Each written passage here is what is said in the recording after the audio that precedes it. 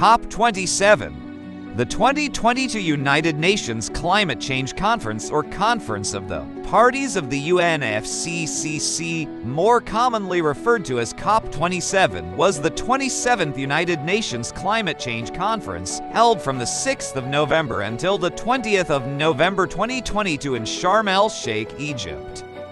Following are the key outcomes: loss and damage, 1.5C, gas, fossil fuel, World Bank reform, adaptation, tipping points, the IPCC and health. Loss and damage. Developing countries have been seeking financial assistance for loss and damage, money needed to rescue and rebuild the physical and social infrastructure of countries devastated by extreme weather. For nearly 3 decades, finally achieving agreement on a fund is a major milestone.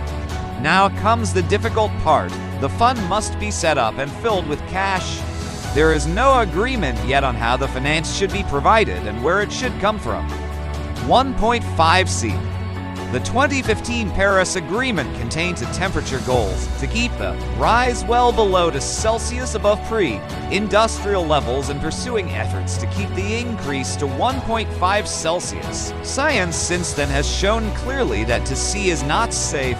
So at COP26 in Glasgow last year, countries agreed to focus on a 1.5C limit, as their commitments on cutting greenhouse gas emissions were too weak to stay within the 1.5C limit. They also agreed to return each year to strengthen them, a process known as the ratchet. At COP27, some countries tried to renege on the 1.5C goal and to abolish the ratchet. They failed, but a resolution to cause emissions to peak by 2025 was taken out, to the dismay of many. Gas. The final text of COP27 contained a provision to boost low-emissions energy. That could mean many things, from wind and solar farms to nuclear reactors and coal-fired power stations fitted with carbon capture and storage. It could also be interpreted to mean gas, which has lower emissions than coal, but is still a major fossil fuel. Many countries at COP27, particularly those from Africa with large reserves to exploit, came to Sharm El Sheikh hoping to strike lucrative gas deals. Fossil fuels.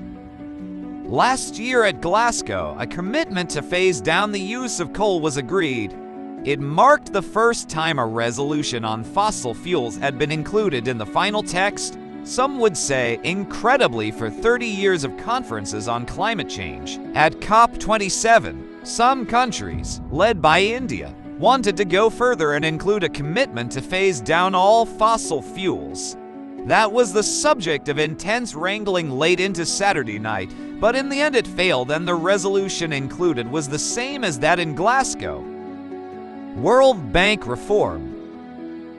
A growing number of developed and developing countries are calling for urgent changes to the World Bank and other publicly funded finance institutions, which they say have failed to provide the funding needed to help poor countries cut their greenhouse gas emissions and adapt to the impacts of the climate crisis. Reform of the kind widely discussed at COP27 could involve a recapitalization of the development banks to allow them to provide far more assistance to the developing world. Nicholas Stern, a climate economist and peer, has calculated the developing world will need to $4 trillion or £2 trillion a year from 2030.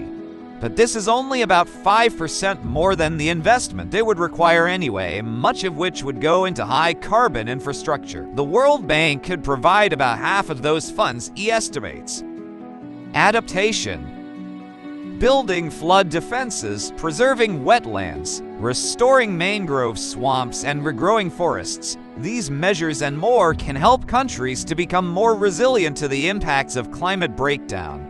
But poor countries often struggle to gain funding for these efforts. Of the $100 billion a year rich countries promised they would receive from 2020, a promise still not fulfilled, only about $20 billion goes to adaptation. In Glasgow, countries agreed to double that proportion, but at COP27 some sought to remove that commitment. After some struggle, it was reaffirmed. tipping points, the IPCC, and health.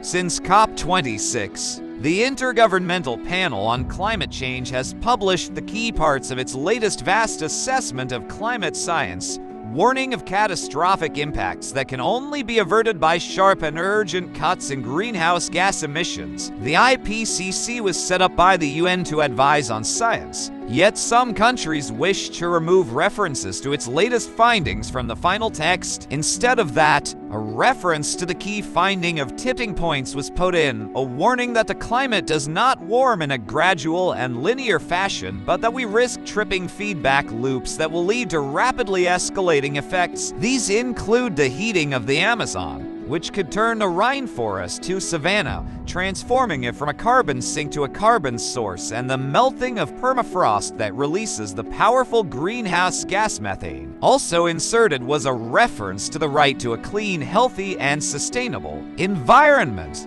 Medical professionals have begun to play a much more prominent role in climate talks and in climate protests, drawing a clear link between global heating and health.